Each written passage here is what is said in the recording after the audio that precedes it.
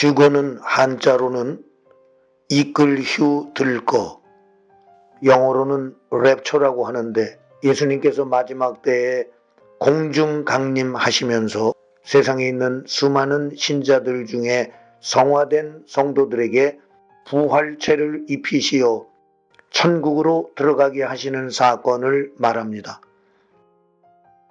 그런데 휴거 사건은 은밀하게 지나갈 것으로 예상됩니다. 왜냐하면 세상의 많은 신자들 중에 휴거될 만큼 성화된 성도들이 극소수일 것이기 때문입니다. 그리고 휴거 사건에 이어서 얼마간의 시간이 지난 후 이스라엘과 EU 사이에 상호 안보 조약이 맺어지게 될 것입니다. 이 안보 조약을 종말론적으로 한일의 조약이라고 합니다. 왜냐하면 한일의 즉 7년 동안 그 조약의 효력이 유지되고 죄악 세상의 역사가 끝나게 되기 때문입니다. 이스라엘과 EU 사이에 맺어지는 한일의 조약이 매우 중요한 것은 첫째, 한일의 조약이 맺어짐과 동시에 7년 대환란이 시작되기 때문이고, 둘째, 이미 휴거 사건이 지나갔음을 알 수 있는 확실한 증거가 되기 때문입니다.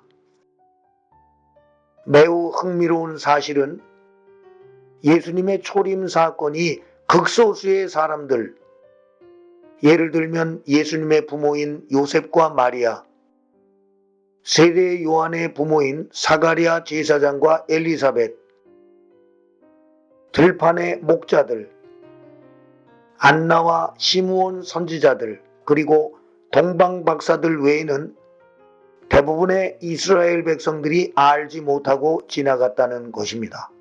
또한 예수님의 부활과 승천 사건도 예수님의 사도들과 소수의 신실한 제자들 외에는 대부분의 이스라엘 백성들은 알지도 못했고 믿지도 않았다는 사실입니다. 마찬가지로 예수님의 재림 사건도 은밀하게 지나갈 것으로 예상이 됩니다. 예수님의 재림은 공중 강림과 지상 재림으로 나뉘어집니다. 여기서 은밀하게 지나가는 사건은 공중 강림 사건을 말합니다. 주님께서 말씀하셨습니다. 마태복음 25장 37절부터 39절까지의 말씀입니다. 노아의 때와 같이 인자의 임함도 그러하리라. 홍수 전에 노아가 방주에 들어가던 날까지 사람들이 먹고 마시고 장가들고 시집가고 있으면서 홍수가 나서 저희를 다 멸하기까지 깨닫지 못하였으니 인자의 임함도 이와 같으리라. 그리고 44절 말씀입니다. 이러므로 너희도 예비하고 있으라. 생각지 않은 때에 인자가 오리라.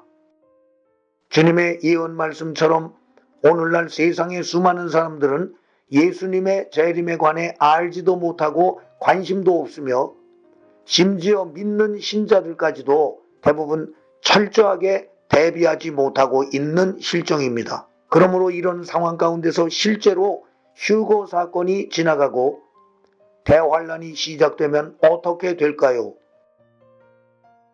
7년 대환란은 마가복음 13장 39절 말씀처럼 인류 역사상 전무후무한 환란이 될 것입니다. 그 자세한 내용은 요한계시록에 기록되어 있습니다. 그런데 안타까운 것은 대부분의 신자들이 요한계시록에 관해 잘 모르고 있고 또 안다고 할지라도 잘못 알고 있는 경우가 많다는 것입니다. 그러므로 7년 대환란이 시작되면 전 세계적으로 엄청난 환란들이 계속적으로 나타나는 가운데 많은 사람들이 괴로워할 것이고 자신의 이기심을 채우기 위해 무수히 범죄할 것입니다. 그리고 대부분의 신자들이 크게 당황할 것입니다. 왜냐하면 그들이 가지고 있는 잘못된 종말론적 지식 때문에 휴거 사건이 지나간 것도 대환란이 시작된 것도 인정치 않을 것인데 자신들의 주장과는 달리 현실적으로 다가오는 대환란의 거칠고 사나운 환경을 감당하기 어려울 것이기 때문입니다. 하나님 아버지, 마지막 때에 영적인 눈과 귀가 가려진 사람들을 불쌍히 여겨 주옵소서. 마지막 때에 광야에 외치는 소리와 같은 메시지를 듣게 하시고 믿어지게 하옵소서. 그리고 깨닫게 하시고 결단케 하시고 개과천선케 하옵소서. 그리하여 다시 오실 주님을 맞이할 준비를 잘하는 성도들이 되게 하옵소서. 예수님의 이름으로 기도합니다. 아멘.